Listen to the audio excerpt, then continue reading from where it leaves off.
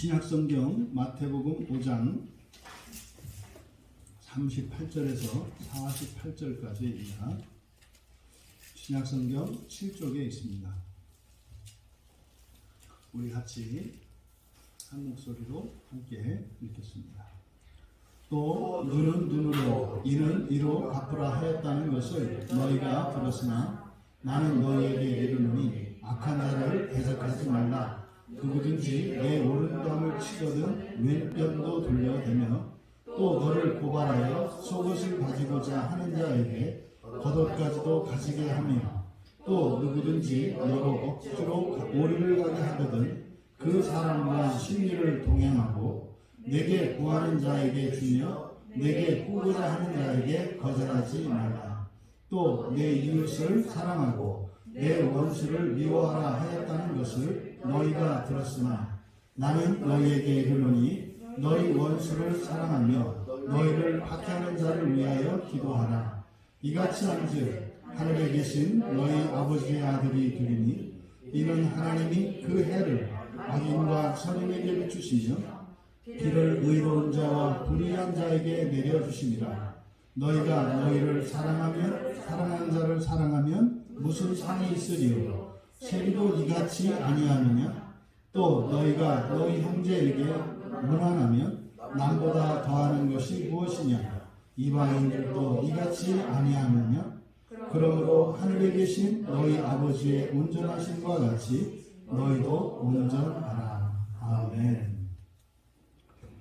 사랑으로 감정을 다스리는 기도라는 제목으로 말씀의 은혜를 나누고자 합니다. 우리가 그동안 이 네 가지의 근본 감정, 이 네 가지의 근본 감정이라고 하는 것은 아담과 하와가 에덴 동산에서 하나님 말씀에 불순종하여 이제 범죄한 이후에 사람의 마음속에 일어난 이 감정의 깨어짐, 그것이 가인이 아벨을 죽이기까지, 그래서 두려움과 미움 그리고 외로움과 수치심, 이 네 가지의 감정을 우리가 근본 감정으로 보고, 그동안 이 우리 안에 있는 이 감정에 이제 감정이 네 가지만 있느냐면 그렇지 않습니다. 이거는 이제 가인까지만 살펴본 것이기 때문에 그 이후로도 끊임없이 감정은 분화되고 이렇게 깨어졌기 때문에 뭐 어마어마할 정도로 감정이 다양한 감정들을 가지게 되었죠. 하지만 이제 보다 근본적으로 맨 처음 그 네 개의 감정을 그 바탕에 두고 이 감정들이 어떻게 우리의 마음에서 역사하고 또 그것이 과연 우리 일상생활에 어떤 영향을 미쳤는가를 우리가 점검해 보는 시간을 가졌습니다. 그래서 아마도 여러분들이 12월 한 달 이 마음 기경을 위해서 그 방해하는 이 거짓 감정에 대한 하나님 말씀의 교훈을 얻으면서 제가 바라기는 여러분 일상생활 속에서 아마 여러분들의 감정의 움직임이 보이기 시작하셨을 겁니다. 일상생활 할 때 여러분 안에 어떤 마음이 어떤 감정이 들 때 예전에는 모든 일이 지나고 난 뒤에 그것을 이제 깨닫게 되었는데 지금은 그때 그 즉시 아니면 최대한 빨리 그것을 여러분들이 깨달아서 최소한 일방적으로 끌려가는 것이 아니라 최소한 여러분들이 그것을 깨닫고 선택해서 가는 이런 일들은 아마 여러분들이 다 경험하셨을 거라고 봐요. 그러니까 이것은 이 한 달 동안 우리가 기도회를 하면서 말씀으로 이 근본 감정에 대해서 우리가 함께 나눴습니다만 이게 한두 달 해서 될 일이 아니죠. 우리가 성경의 인물들을 살펴보았습니다만 평생에 걸쳐서 아브라함도 마찬가지고 여호수아도 마찬가지고 다윗도 마찬가지고 이런 신앙의 인물들이 정말 엄청난 위대한 업적들을 쌓고 살아갔지만 정작 그들의 마음속에서 일어나는 이 거짓 감정에 속아서 살았던 이런 일들은 이게 평생에 걸쳐서 되는 일이었다는 거죠. 이게 우리가 구원을 이루어가는 것과 관련이 있다.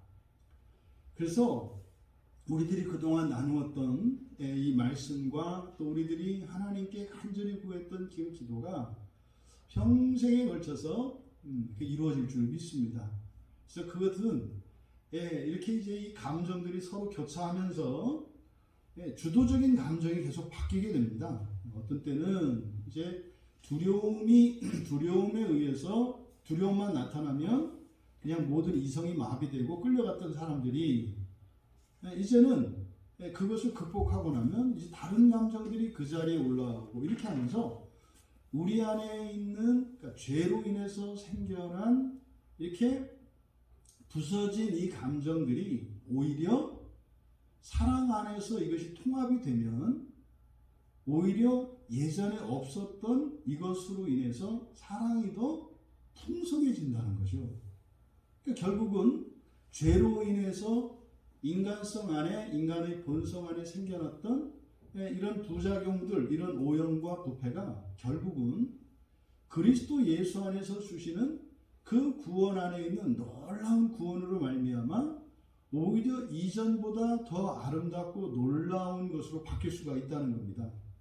그래서 그동안은 우리가 이 네 가지의 감정들의 이런 작용들, 또 이런 상호작용들, 그게 우리들 개인 사회는 어떤 영향을 미쳤었는지를 살펴봤다면 이제 오늘은 이러한 감정들을 전체로 이게 잘 통제해서 마치 네 마리의 야생마와 같았던 이 근본 감정들을 이제 곱비라고 하는 사랑으로 탁 메어서 여러분이 잘 그 숙련된 그 마부가 되어서 이 네 마리의 이 감정이라는 말을 잘 여러분들이 이렇게 통제할 수 있다면 거기에서 추진력을 얻어서 오히려 이런 두려움과 미움과 외로움과 수치심으로 여러분들이 더 힘있게, 더 거룩하게, 더 은혜롭게 살아갈 수 있게 되는 거죠.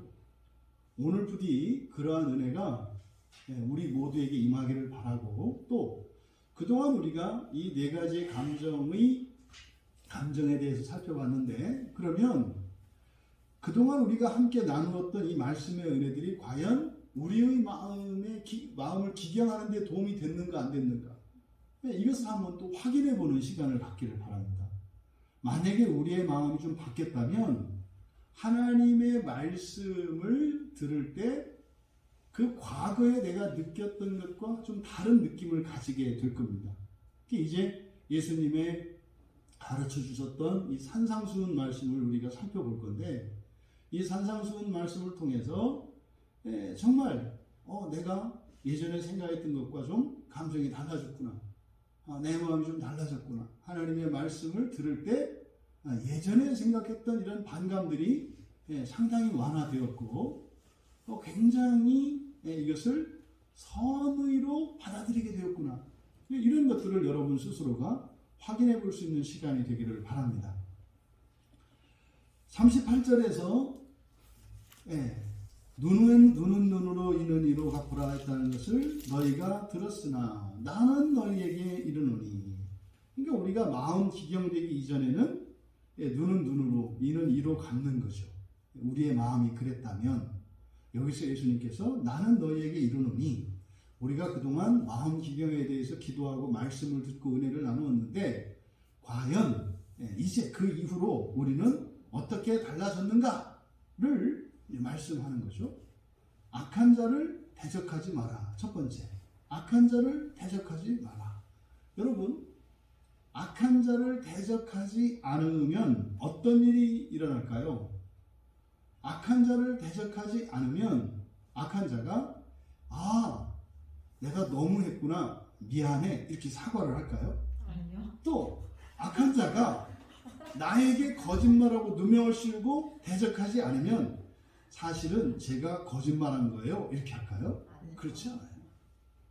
악한 자에게 대적하지 않으면 사실 우리 현실에서는요, 오해받을 수도 있고요, 더 심한 어려움을 받을 수도 있어요. 그러니까요, 악한 자에게 대적하지 않으니까 뭐라고 해요? 그럴만한가 보지. 그럴만한가 보지.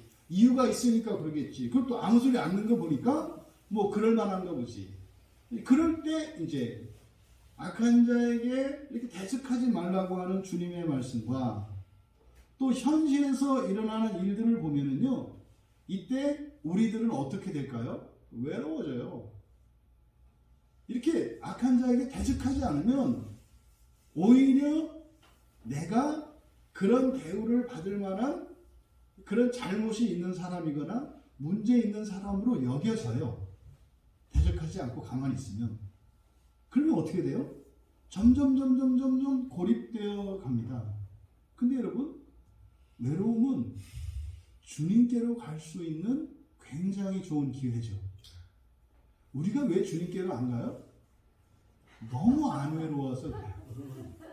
주님 말고도 만날 사람이 많고요. 정줄 사람이 많고요. 또 사랑을 받는, 나한테 사랑 주는 사람들이 많아요. 그래서 우리는 정말로 이 세상에서 외로워지면 그리스도인들은 반드시 주님께로 가게 되어 있습니다. 그러니까 단지 도덕적으로 그리스도인은 그렇게 하는 게 아니니까 악한 자들이 그렇게도 대적하지 마라. 이런 의미로 받아들여서는 안 된다. 여러분, 뭐 이제 우리 청년도 직장 생활하면서 직장에서 이런저런 어려움이 있는데, 회사에서 부당한 대우를 하고 이럴 때, 악한 자로 대적하지 말라 그랬지. 가만히 있을까요? 예, 물론 그래도 돼요. 그래도 돼요. 근데 만약에 그렇게 되면 어떻게 될까요? 뭐 굉장히 힘들어지겠죠. 근데 문제는요, 굉장히 힘들어질 때 주님께로 갈 수 있어야 되거든요. 근데 정말로 힘들어졌는데 주님께로 안 가면 어떻게 될까요? 그냥 세상으로부터 완전히 고립되어 버려요. 그래서 이거를 적당히 조절을 해야 되는 거죠. 어쨌든 악한 자를 대적하지 마라 라고 하는 것은 뭡니까? 네가 상대해야 될 것은 이 세상이 아니라 누구다? 하나님이다.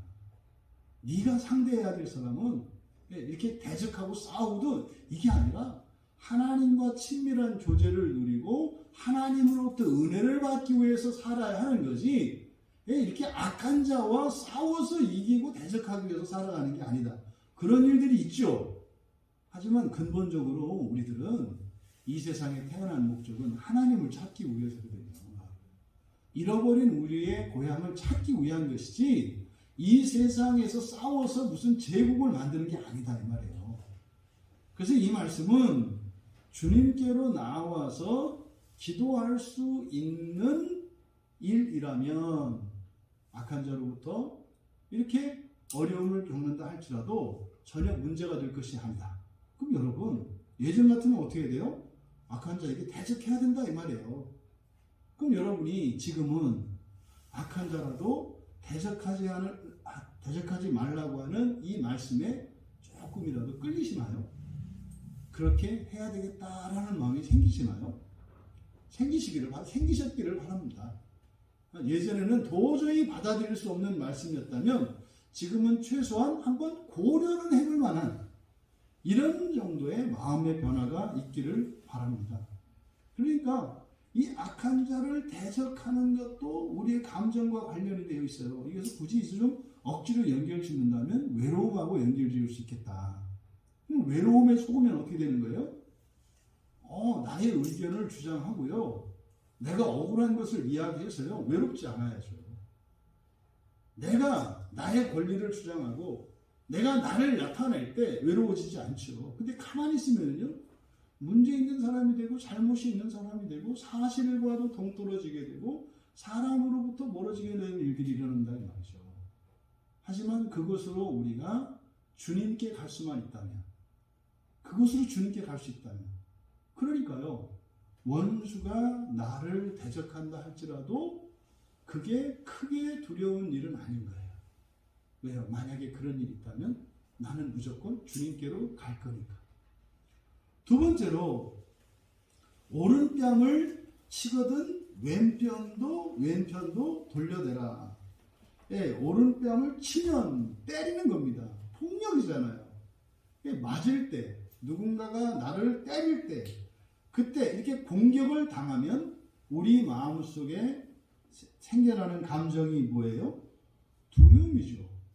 이렇게 공격을 받으면 겁이 납니다. 두려움이 우리 마음속에 생겨납니다. 근데 이 두려움은요, 점점 더 커져요. 두려움은 이렇게 지나면 점점점 없어지는 게 아니라 점점점 커집니다.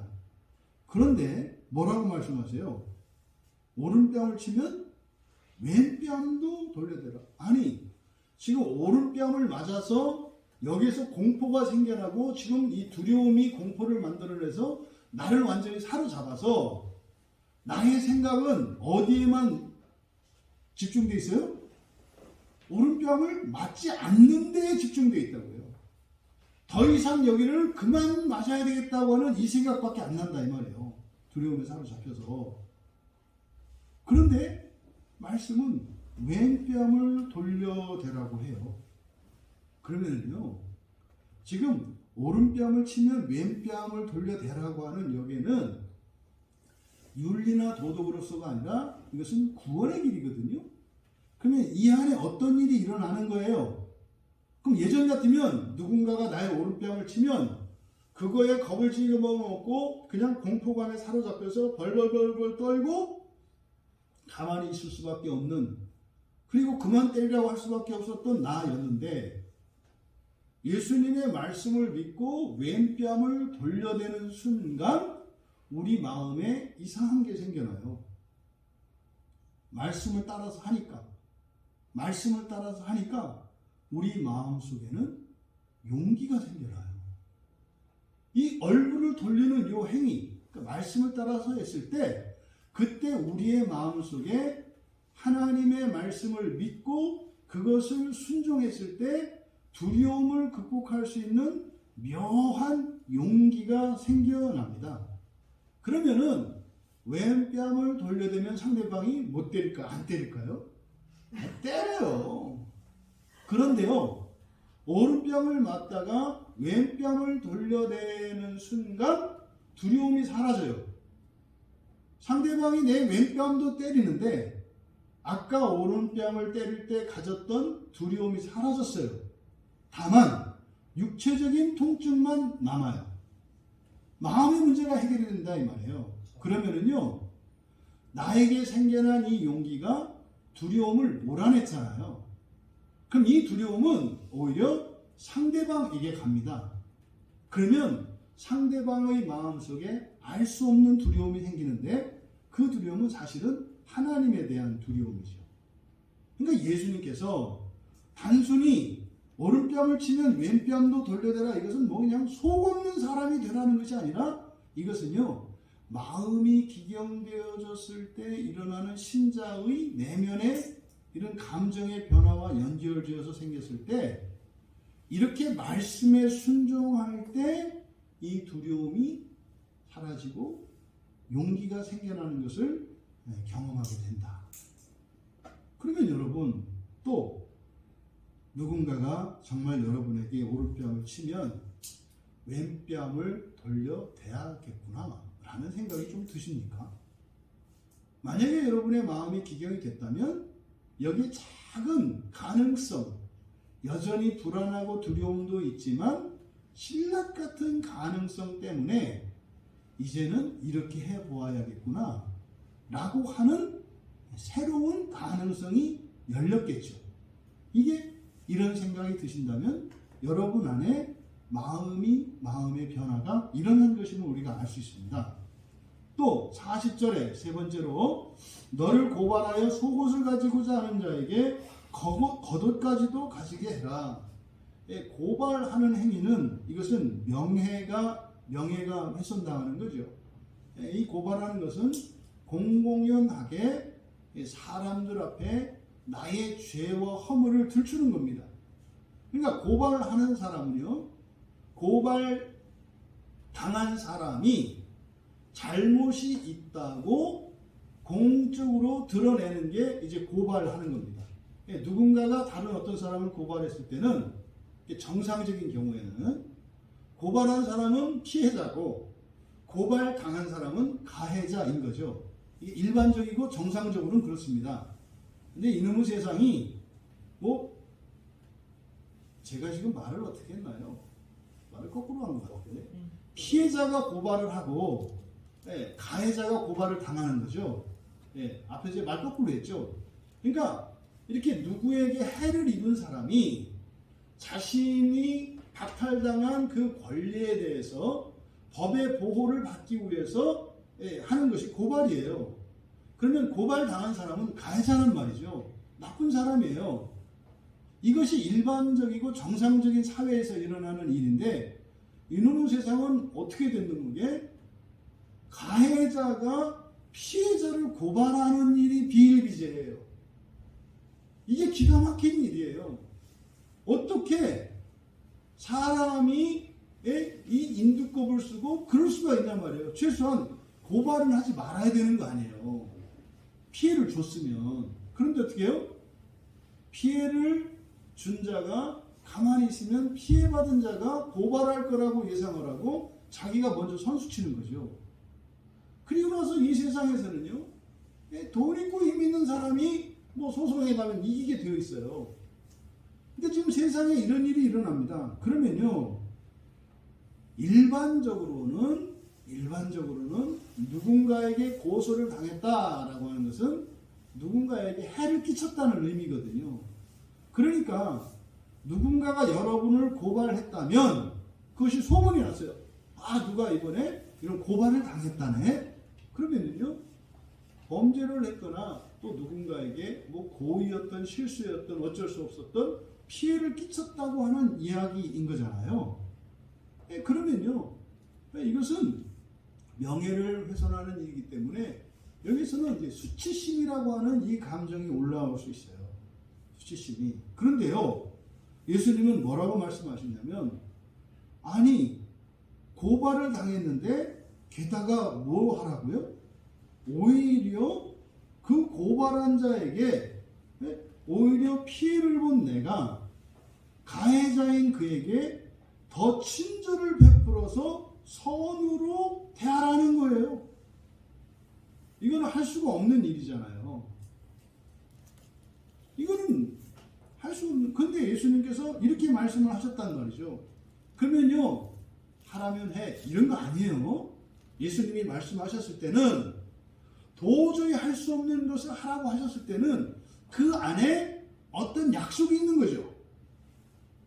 그러면 누구에게 이렇게 고발을 당했을 때 오히려 고발한 사람에게 더 친절을 베풀어 선으로 대하면 내 마음속에 수치심이 사라져요. 당한 게 아니라 이제는 베푸는 자가 되어서 내 마음이 온유한 마음이 됩니다.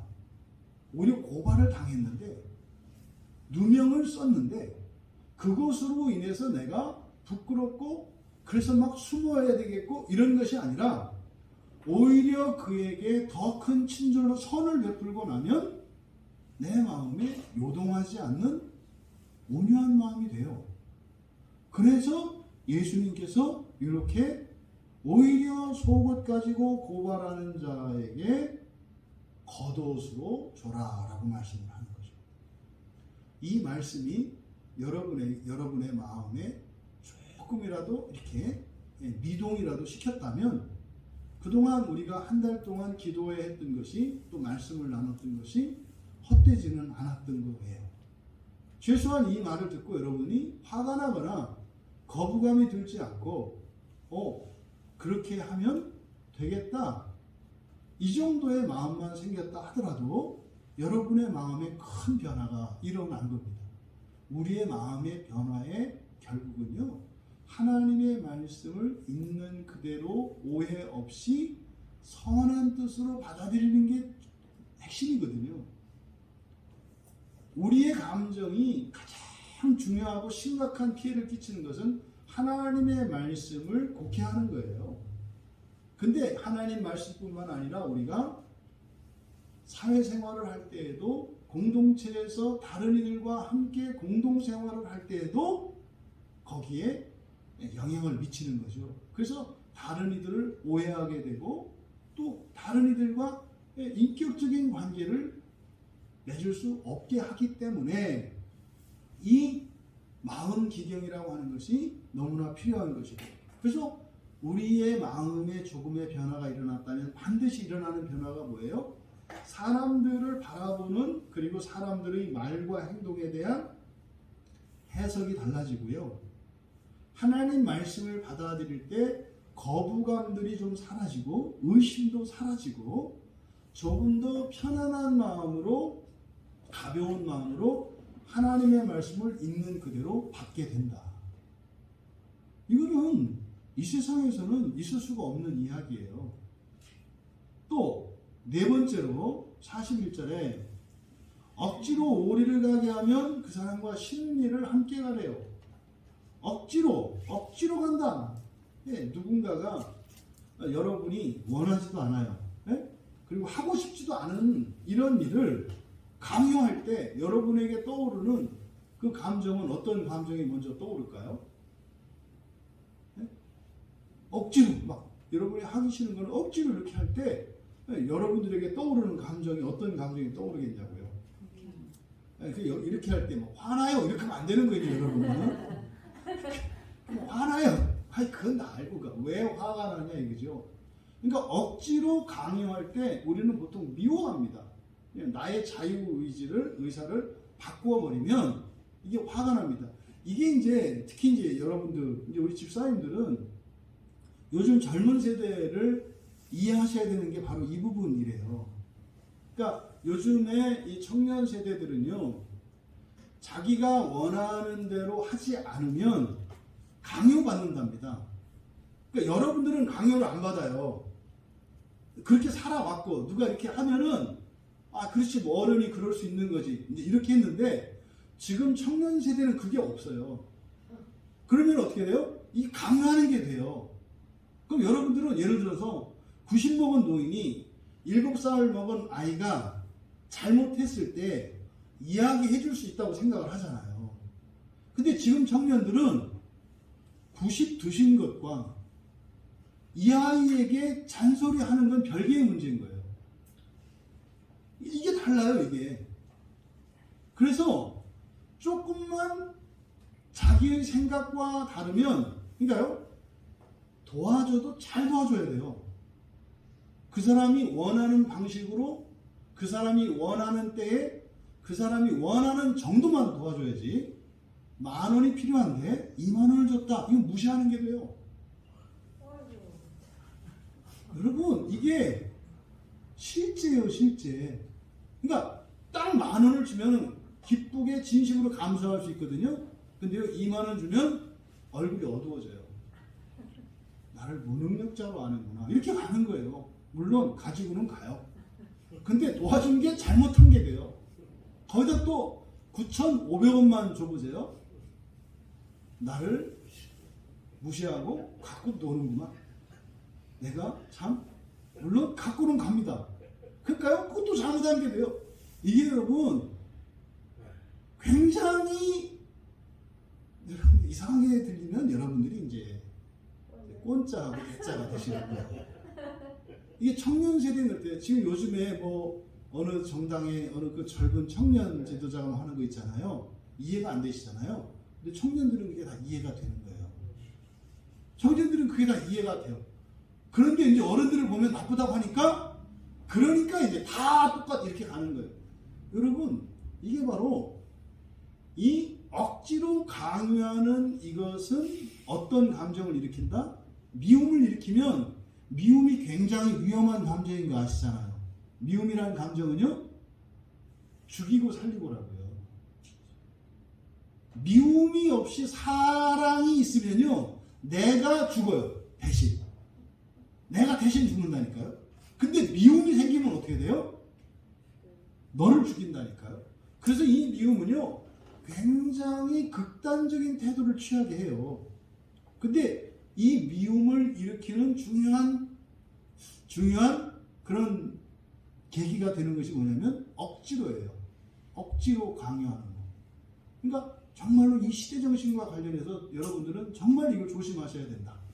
여러분들이 원하든 원하지 않든. 그래서요, 이유 없는 호의를 베풀거나 이거는 좋은 게 아니에요. 상대방에게 이게 강요가 될 때 여러분들은 딱 미움받기 좋은 사람이에요. 그래서 조심하셔야 된다. 그럼 여기서 이렇게 억지로 강요할 때, 그러면요, 이때 올라오는 감정은 미움이에요. 내가 함께는 500리도 갈 수 있는 거예요. 500리도. 근데 가기 싫을 때는요, 5리도 못 가는 거예요. 5리는 뭐 우리로 알면 2km 아닙니까? 여기서 뭐 인도원 정도 되는 거죠. 예? 절대로 못 가요. 근데요, 아이고 저 백두산 꼭대기까지라도 내가 같이 간다면 내가 원한다면 할 수 있는 거예요. 그러니까 억지로 강요할 때, 이렇게 강요당할 때 미움이 올라와요. 그런데요, 만약에 예를 들어서 그 사람을 아니요라고 하지 못하고 오리를 간다고 쳐보세요. 네? 억지로 오리를 따라가는 동안 이 사람의 마음속에서는 어떤 감정이 점점 자라요? 미움이 계속 자라는 거예요.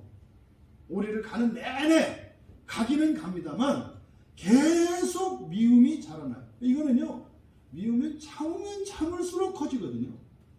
참으면 참을수록 커지거든요. 근데 주님께서요, 뭐라고 말씀하시는 거예요? 야, 오리를 가면서 네가 가면 갈수록 미움도 커지고 이러는데 말이다. 미움을 없앨 수 있는 방법이 있어. 미움을 없앨 수 있는 방법이 있어. 어떻게 하래요? 오히려 자발적으로 심리를 가기로 결단하고 같이 가라는 거예요. 그럼 우리의 상식으로는, 아니 지금 오리도 내가 가기 싫어서 이러는데 어떻게 심리를 자발적으로 가라는 겁니까? 여러분, 오리 가느냐 심리 가느냐 백리 가느냐 하는 것과 억지로 가느냐 자발적으로 가느냐는 달라요. 억지로냐 자발적으로가 중요한 거지 오리냐 심리냐가 중요하지 않다 이 말이에요. 그냥 교회에, 여러분 그냥 제일 좋은 게 교회예요. 교회를 억지로 나올 때 있잖아요. 억지로 나올 때. 그때 막 목사님의 설교가 길어지면 어떻게 돼요? 미워진단 말이에요. 억지로 나왔을 때는. 근데요, 좋아서 이렇게 나오면 어떻게 돼요? 뭐 심리 가고 백리를 가도 그게 싫지가 않아요. 그러니까 중요한 것은 뭐예요? 억지로냐 자발적으로냐예요. 그러니까 여기서 심리를 가라고 하는 것은 자발적으로 가라는 거죠. 근데요, 이거 여러분이 마음을 바꿀 수 있을까요? 없을까요? 있어요. 왜요? 여러분 마음이니까. 여기에 여러분이 어떤 동기부여만 하면, 싫어하던 것도 동기만 생겨나면, 새로운 목적의식만 생겨나면 좋은 마음으로 할 수 있죠. 그러잖아요. 어떤 일을 하다가도 누군가가 와서 이야기를 듣고 설명을 듣고 그 의미들을 알게 되었을 때 이거 하면 나한테 훨씬 이득이 크겠네? 그러면 마음이 싹 바뀌잖아요. 그러면 내가 오늘까지만 하고 딱 그만두려고 했는데 그러면 조금 더 해볼까? 이렇게 마음이 바뀌잖아요. 그러니까 마음은 여러분이 바꿀 수가 있어요. 근데 못 바꾸는 이유가 뭐예요? 이 미움이라는 놈이 붙잡았기 때문에 야, 너 오리를 가는데도 이렇게 미워 죽겠는데 만약에 이 미운 마음으로 심리를 가면 너는 폭발하겠다. 야. 이렇게 판단을 내리게 한다 이 말이죠. 그런데요, 자발적으로 그 일을 하게 되면 순식간에 미움이 사라져버려요. 그리고요, 억지로 내가 하고 싶지 않은 것을 억지로 강요하고 있는 그 사람이 조금 전까지는 미웠는데요, 이제는요, 괜히 고집을 부리고 강요하는 그 사람을 긍휼히 여기는 마음이 돼요. 뭔지도 모르고 저렇게 고집을 부리면서 사는구나. 아이고, 저 인간이 그러면 어디 가서 사랑을 받겠으며 누가 저 인간하고 함께 있겠는가? 이런 생각이 들어요. 불쌍한 생각이 든다고요. 그래서 어떻게 해요? 오히려 미운 마음이 긍휼의 마음으로 바뀌게 되는 것을 경험하게 돼요. 그러니까 지금 예수님께서 여기에 주신 것은 상식에 반하는 말씀을 하시는 거예요. 근데요, 이 상식에 반하는 이 말씀이 우리의 상식과 예수님의 이 명령, 요 사이에 어떤 일이 일어나는 거죠. 그럼 결국 뭡니까? 우리 마음 먹기에 따라서, 우리 마음에 일어나는 감정의 변화에 따라서 모든 관계 속에서, 그리고 우리의 상황에 대한 의미와 이해가 완전히 달라질 수 있다는 거예요. 외로웠던 상황이 오히려 하나님의 더 큰 사랑을 경험하게 되고요. 또 두려움으로 인해서 오히려 용기를 얻게 되고요.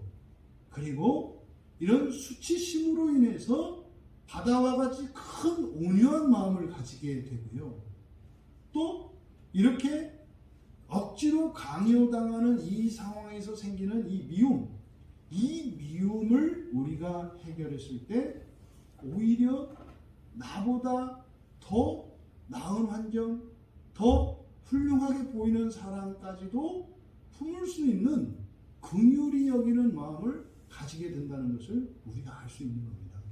이게 그리스도인이 이 세상을 살아가는 삶의 목적이고 방식이거든요. 그래서 겉으로 드러난 것에 따라서 그 사람이 결정되는 것이 아니라 우리 마음에 따라서 결정이 된다. 42절에 보니까 42절에 너한테 꿔달라고 하면 꿔줘라. 거절하지 마라. 여러분, 꿔주면, 다시 말해서 도와주면 그 사람이 나에게 은혜를 갚나요? 예, 갚기도 해요. 정상적인 사람들은. 그런데요, 배신하기도 합니다. 배신하기도 해요. 그래서 오히려 이렇게 꾸어준 그것 때문에 해를 입는 경우들이 의외로 일어나요. 왜냐하면 꾸는 사람은 능력이 없거든요. 능력이 없기 때문에 누군가에게 꾸는 거 아닙니까? 그러면 그 사람에게 갚을 능력이 생기기 전에는 갚고 싶어도 못 갚아요. 그게 갚기 싫어서가 아니라, 그러니까 그러잖아요. 사람이 거짓말하는 게 아니라 돈이 거짓말한다라는 얘기를 해요. 그러면요, 은혜를 입어서 그 은혜에 이렇게 보응을 하고 싶거든요. 감사하면서 갖고 싶은데요, 능력이 없으면 못 갚는 거예요. 그래서 어떻게 돼요? 은혜를 모르는 배은망덕한 사람처럼 보이는 거예요. 그러니까 이거는 마음의 문제가 아니다 이 말이에요. 이 세상의 일은 그래요. 그러면 거절하지 말라고 했으니까 그 사람이 또 오면 또 줘야 되잖아요. 그러면 계속 달라고 할 거 아니에요. 그 사람이 능력이 생기기 전에는. 그렇지 않아요? 계속 생기잖아요. 이럴 때요, 별의별 감정들이 막 다 일어나지 않겠어요? 그런데 거절하지 말라는 거죠. 그러면요, 거절하게 되는 것은 우리 안에 이런 감정들이, 이런저런 감정들이 막 올라오잖아요. 나를 봉으로 보나? 뭐 이런 거. 이러다가 이 사람 도와주다가 내가 거덜나겠네? 뭐 이 별의별 생각들이 다 나잖아요. 근데 거절하지 말라는 것은 그런 감정에 빠지지 말라는 거죠. 거기에는요, 약속이 있는 거예요. 약속이 있는 거예요. 그러면 네가 그 사람을 도와주는 그것 때문에 네가 해를 입지도 않을 것이고, 네가 무시당하는 것도 아니고, 또 절대로 그것으로 인해서 네가 망하는 일도 없을 거다라고 하는 하나님의 약속이 있는 거죠. 근데 그걸 방해하는 것이 뭐예요? 우리 안에서 일어나는 끊임없는 이 감정들이에요. 그러면 이때 하나님께서 행하시는 어떠한 일들의, 구원의 일들에 대한 약속이 이 안에 담겨 있는 거죠. 여러분, 43절에 또 내 이웃을 사랑하고 원수를 미워하라 했다는 것을 너희가 들었으나 나는 너희에게 이르노니. 또 반대로 말씀하시는 거예요. 반대로. 네. 원수를 미워하지 말고 어떻게 해라? 사랑해라. 그리고 박해하는 자를 위해서 기도해라. 이건 할 수 없는 일이라니까요. 원수는요, 죽이지만 않아도 다행이에요. 예? 10배로 보복하지 않고 1배로만 보복해도 잘하는 일이라니까요. 이 세상사에서. 근데요, 원수를 사랑하라고요. 나를 박해하는 사람 때문에 내가 지옥을 살아가는데 그 사람을 위해서 축복하고 기도하라고요? 있을 수가 없는 일이죠. 근데 왜 예수님은 이러한 무리한 말씀을 할까요? 가능하다는 거죠. 가능하다는 거예요. 이게 가능하다는 거예요. 원수를 사랑할 수 있고요, 박해하는 자를 위해서 기도할 수 있다는 거예요. 가능하다는 거예요. 어떻게 가능해요? 우리의 마음이 기경이 되면. 우리의 마음이. 이럴 때 이제 어떤 자리 있어요? 야, 이거 마음이 기경되면 안 되겠구나. 마음이 기경되면 원수를 내가 사랑해야 된다고? 나를 박해하는 사람을 기도해야 된다고? 야, 이거 생각만 해도 끔찍하다. 여러분, 마음이 기경되면 어떻게 돼요? 다른 사람이 된 거죠. 다른 사람이 되는 거예요. 다른 사람이 되는 거지 요대로 그렇게 하는 게 아니다 이 말이에요. 그러니까 지금 예수님의 이 말씀은 마음이 기경이 되었을 때, 새로운 사람으로 되어졌을 때 일어나는 일이 지금의 나로서는 도저히 이해할 수도 없고 납득할 수도 없고 절대로 해서는 안 될 일 같은 일을 하는 존재가 된다는 거예요. 이게 지금 현실적으로 생각하면 별로 여러분들한테 유익이 안 될 것처럼 생각했습니다만 이게요, 종말을 향해서 가는 거예요. 도저히 되지 않을 것 같은 일이 일어나는 이런 변화, 이게 구원의 핵심이잖아요. 그냥 나의 편이나 나의 생각 이런 것이 아니라 내가 상상할 수 없는 그 일을 할 수 있는 내가 도저히 꿈꿀 수 없는 그런 새로운 내가 되어가는 것, 이게 구원이라는 거죠. 그럼 여러분이 정말 부활을 믿는 사람들이에요. 그러면 원수를 사랑하고 박해하는 자를 위해서 기도하는 또 다른 지금의 나와 원수를 사랑하고 박해하는 자를 기도할 수 있는 어떤 나가 있는데, 저 나와 이 나는 도저히 다른 나예요. 나보고 이렇게 하는 게 아니라, 그러면 이런 그러니까 원수에게 어떻게 대하느냐가 중요한 게 아니라 도저히 사랑할 수 없는 나가 사랑할 수 있는 또 다른 나가 되는 것을 바라는가? 이게 뭘 바라는 거예요? 이게 부활을 바라는 거예요. 근데 사람들은 어떻게 해요? 이거 말고 그냥 바로 부활 이렇게 얘기하는 거죠. 내 마음 변하는 거 말고 그냥 한 번에 쫙. 이게 예수님이 누가복음에서 제자들이 하나님 나라에 대해서 가지고 있는 오해를 얘기하셨던 게 이 말씀이잖아요. 한 계단 한 계단 한 계단 올라가야 한다니까요. 바로 예수님께서 하신 이 말씀, 이것은 우리의 마음이 바뀌어야 가능한 거죠. 그런데요, 그렇게 바뀌고 싶은 마음이 안 든다니까요. 45절에 예수님께서 뭐라고 하셨습니까? 같이 읽겠습니다. 시작. 이같이 한즉 하늘에 계신 너희 아버지의 아들이 되리니, 이거예요. 이같이 한즉 하늘에 계신 너희 아버지의 아들이 되리니. 지금 현재 우리들은 이 땅에 있는, 물론 돌아가셨지만 안 돌아가신 분들은 지금 계시겠지만 여러분의 기억 속에 있는 여러분의 부모님들의 자녀들이잖아요. 사람이잖아요. 근데 여러분은 아버지가, 부모님이 또 계시죠. 하늘에 계신 우리의 부모님이 계시잖아요. 여러분들은 여러분의 육체의 부모를 따라서 그 닮은 대로 살아왔잖아요. 부모님 닮아서 그렇게 생겼고, 부모님 닮아서 그렇게 살았잖아요. 말도 그렇게 했고 그랬잖아요. 그동안은 육체의 부모를 따라서 그 닮은 꼴로 사셨잖아요. 근데 우리가 예수를 만나는 순간, 이때부터는요, 우리가 잊고 있었던 우리의 영원한 아버지 하나님을 알게 되잖아요. 그때부터는요, 의지적으로 하늘에 계신 우리의 아버지를 닮기 위해서 살아가야 하는 거죠. 그런데요, 이같이 한즉, 여기서 하나님의 아들이 된다, 이렇게 해야 된다라고 하는 의미가 아니라, 이거 뭐겠습니까? 닮아가는 것이고 원하는 것을 나타내는 거라고 그랬죠. 그것을 완전히 그렇게 되게 하는 것은 하나님의 절대 주권이라고 그랬어요. 그게 주께서 오셔서 마지막에 이루실 부활의 일입니다. 그래서요, 우리가 마음을 기경하는 목적은 하늘에 계신 우리 아버지를 닮기 위함이며, 하늘에 계신 우리 아버지에게로 돌아가기 위한 것임을 기억해야 합니다. 그래서 나를 변화시키는 그것이 나에게 그렇게 기쁘지 않고, 심지어는 동기부여가 되지 않을지라도 우리가 주님의 말씀을 따라 그렇게 우리의 마음을 기경하며 살아야 되는 이유가 무엇이에요? 하늘에 계신 우리의 아버지의 자녀가 되기 위한 것이기 때문입니다. 이어서 48절에 어떻게 해라? 하늘에 계신 너희 아버지 온전하신 같이 너도 온전하라. 적당히가 아니에요. 적당히가 아니에요.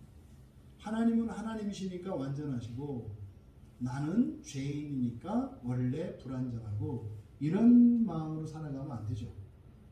불완전하지만 우리의 목표는 하나님께 두어야 하죠. 그래서요, 우리가 마음 기경을 하되 마음 기경의 목표는 누구이어야 한다고요? 예수 그리스도이어야 한다고요. 그래서 한마디로 사랑으로라고 해요. 사랑으로. 위에서 지금 예수님께서 악한 자를 대적하지 마라. 오른뺨을 치면 왼뺨도 돌려대라. 너를 고발하는 자에게 오히려 더 큰 선행을 베풀어라. 네? 억지로 무엇을 시키거든 자발적으로 더해라. 사실은 이러한 일들이 있을 때 일어나는 이런 근본 감정들, 이것을 무엇으로 이기라는 얘기입니까? 사랑으로 이기라는 얘기예요. 그 사랑은 사실은요, 하나님으로부터 우리에게 온 사랑이죠.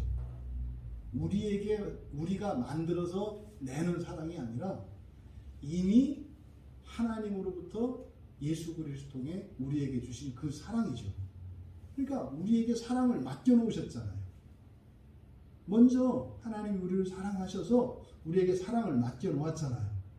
그러니까요, 사람들이 우리에게 악으로 대할 때 그들에게 주님께서 맡겨놓으신 사랑으로 베풀라는 거예요. 그랬을 때 어떻게 된다는 거예요? 이런 근본 감정들이 우리의 마음을 더럽히지 못하고 오히려 그럴 때 우리의 마음이 기경되면 우리가 더 거룩해질 수 있다고 말씀하신 것이죠. 그러니까 예수님의 말씀을 따라가는 것은 이것은 이렇게 도덕적인 정언명령이 아니에요. 뭡니까? 우리의 마음을 기경하기 위한 것입니다. 근데 그 시작은, 그 힘의 원동력은 그리스도를 통해서 우리에게 주신 그 사랑인 것이요.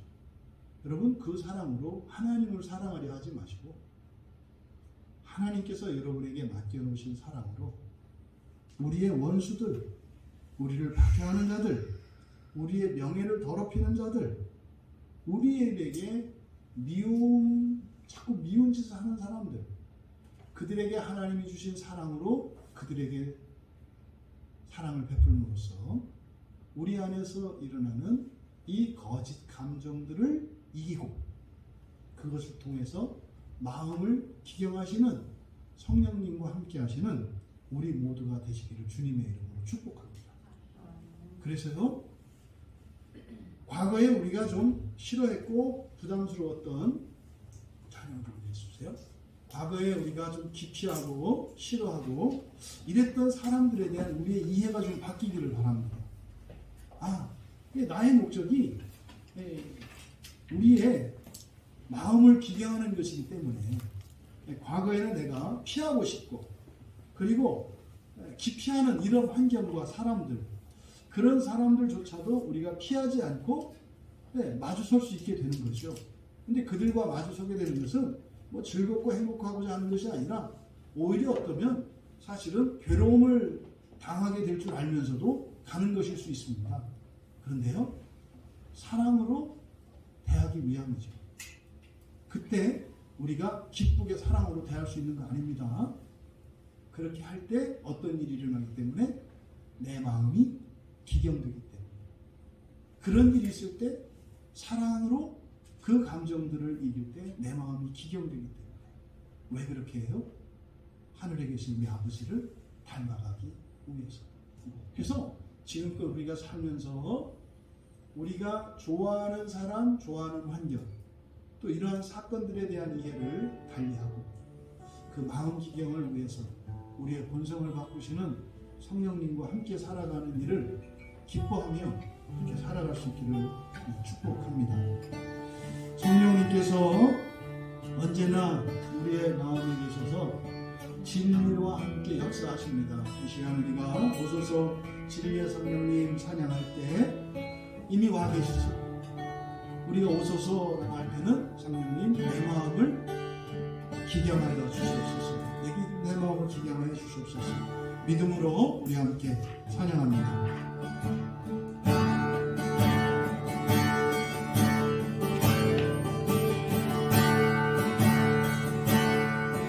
오소서 진리의 성령님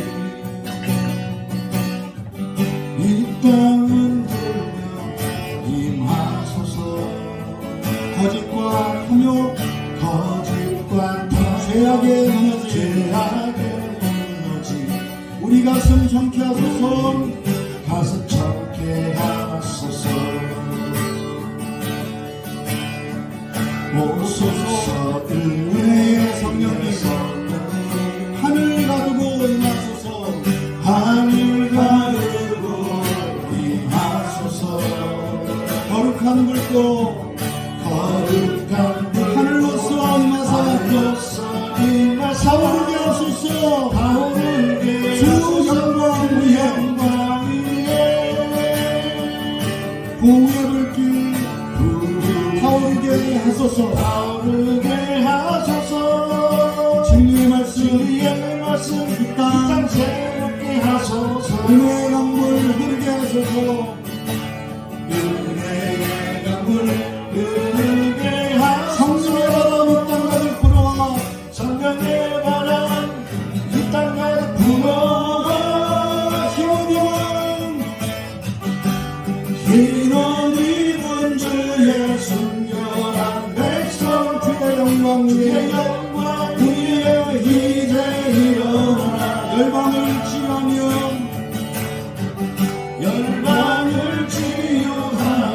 행진하는 영광의 나라를 주소서. 부흥의 불길 타오르게 하소서. 진리의 말씀 이 땅 새롭게 하소서. 은혜의 강물 흐르게 하소서. 은혜의 강물 흐르게 하소서. 성령의 바람 이 땅 가득 불어와. 성령의 바람 이 땅 가득 불어와. 기름 입은 주의 순결한 백성 주의 영광 이제 일어나 열방을 치유하며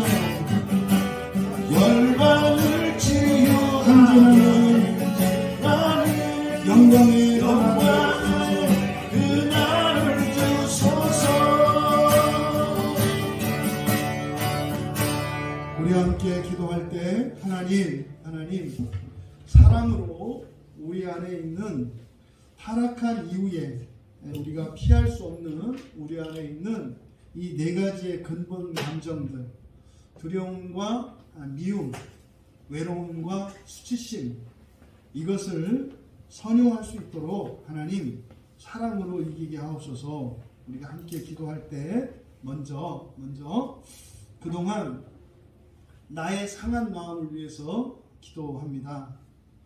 하나님, 그동안 이 네 가지 이 거짓 감정들에 속아서 우리의 마음이 더러워졌고 또 우리의 마음이 상처를 받았사오니 이 시간 성령께서 우리의 마음을 거룩하게 하시고 우리의 마음을 치유해 주시도록 먼저 우리 자신을 위해서 기도합니다. 두 번째, 미웠고 두려웠고 외로웠고 부끄러웠던 나의 과거를 위로해 주시고 힘을 주셔서 이제 강건하게 하옵소서. 이런 미움에, 두려움에, 외로움에, 이런 수치심에 이렇게 끌려다니는 그런 인생이 아니라 오히려 그것을 이길 수 있는 강인한 힘을 주시도록 기도하고, 세 번째로 지금까지 이 네 가지 근본 감정에 속아서 살아왔던 과거와 단절하고 새로운 나로 살게 하옵소서. 오직 주님을 따라서 주님만을 바라보며 살게 하옵소서. 예, 정리합니다. 이렇게 네 가지 근본 감정으로 상했던 나의 마음의 회복을 위해서 기도할 때, 첫 번째, 지금껏 이 잘못된 감정으로 인해서 더러워지고 상처받은 내 마음을 거룩하게 하시고 치유해 주시옵소서. 두 번째로, 이렇게 미웠고 두려웠고 외로웠고 부끄러웠던 나의 모든 과거의 기억들, 나의 마음을 위로해 주시고 힘을 주셔서 강건하게 하옵소서. 세 번째로, 과거와 단절하고 새로운 나로 오직 주님만 따라서 주님만 바라보며 살게 하옵소서. 우리 같이 기도합니다. 이제 나로 인해서 내가 나의 거짓 감정에 속아서 그렇게 악의 도구로 쓰임 맞는 바람에 나로 인해 격동당하여 마음의 상처를 입고 또 더럽혀진 사랑하는 이들과 이웃들의 회복을 위해서 우리가 함께 기도할 때, 이것은 우리가 절대 다 알 수 없습니다. 왜냐하면 우리가 한 일들을 다 기억할 수도 없고 그것이 얼마나 악하고 나쁜 일이었는지 우리는 절대로 다 알 수 없기 때문입니다.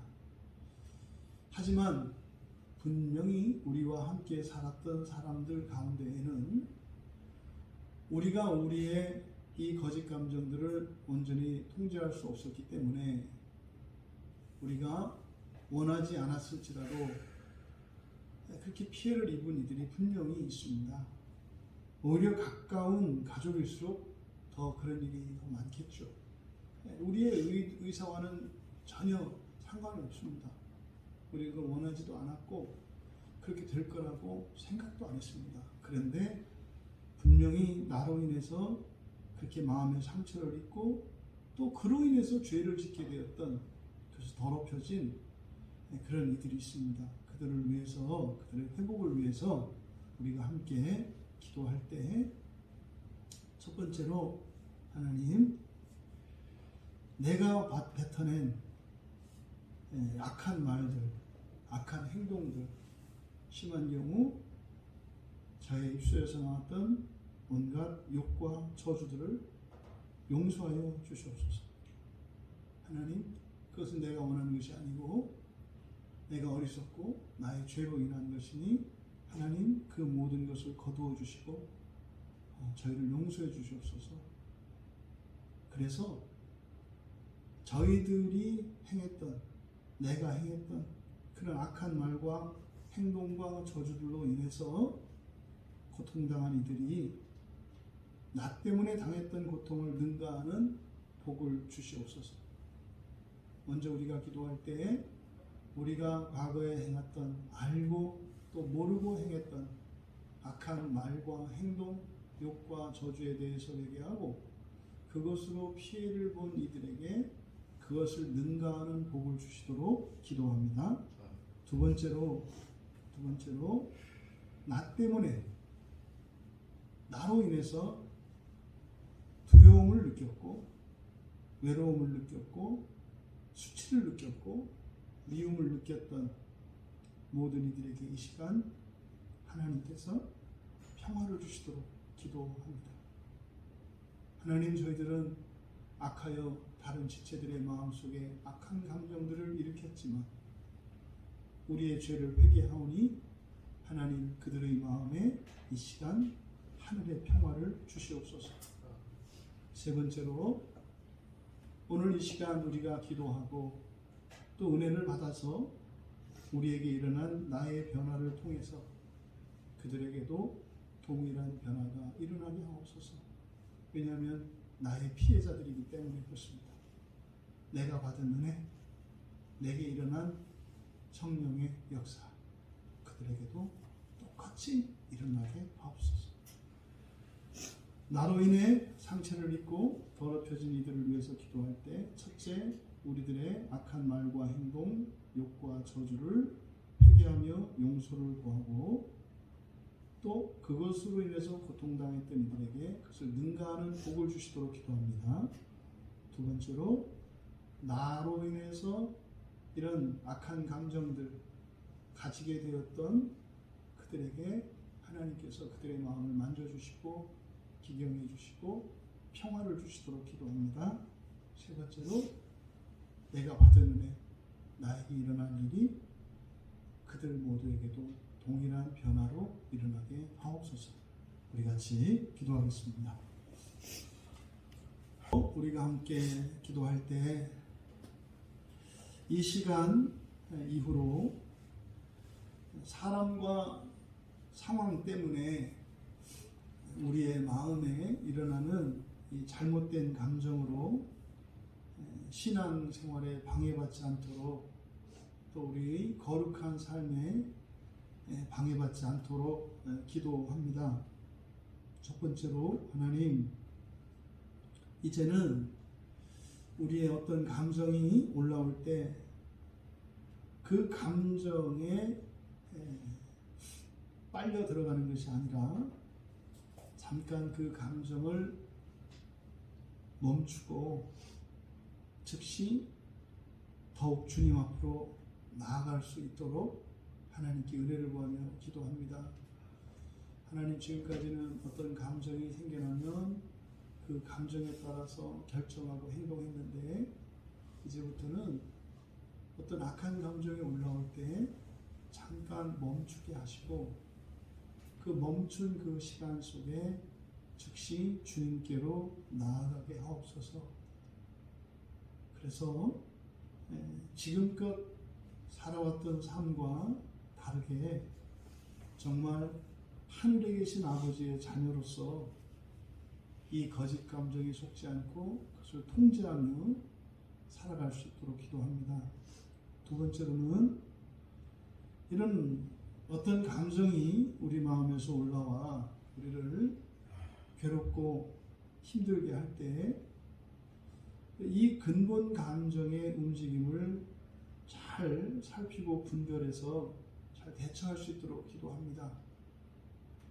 우리가 이 감정을 잠깐 멈추었지만 그것을 바르게 해석해야 하고 그것을 선용해야 합니다.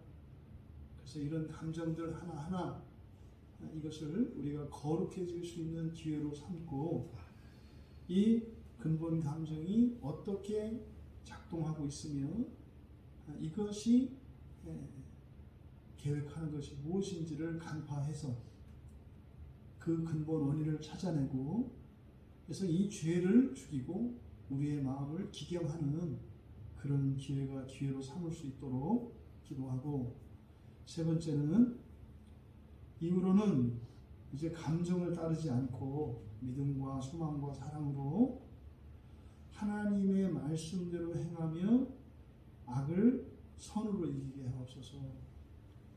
사랑으로 이 모든 악한 감정들을 선용하게 하옵소서. 이 시간 이후로 우리가 이런 거짓 감정으로 인해서 우리의 신앙과 우리의 인생에 방해받지 않도록 기도할 때, 첫 번째, 우리에게 이런 낯선 부정적인 감정이 올라올 때 잠시 멈추고 하나님 앞에, 주님 앞에 나아갈 수 있도록 기도하고, 그래서 우리가 하나님 자녀된 것을 잊지 않고 우리의 감정을 통제할 수 있도록 은혜를 달라고 기도하고, 두 번째로 그 올라온 그 감정, 그 감정의 이 근본, 네 가지 근본 감정들이 어떻게 작동을 했는지 잘 분별하고 대처해서 그것을 통해서 우리의 마음을 기경하는 기회로 삼을 수 있도록, 그리고 세 번째로 감정을 따르는 것이 아니라 오히려 사랑으로 그 감정을 이기게 하옵소서. 이 세 가지 기도 제목으로 함께 기도하시고 하나님 개인적으로 돌아가면 되겠습니다.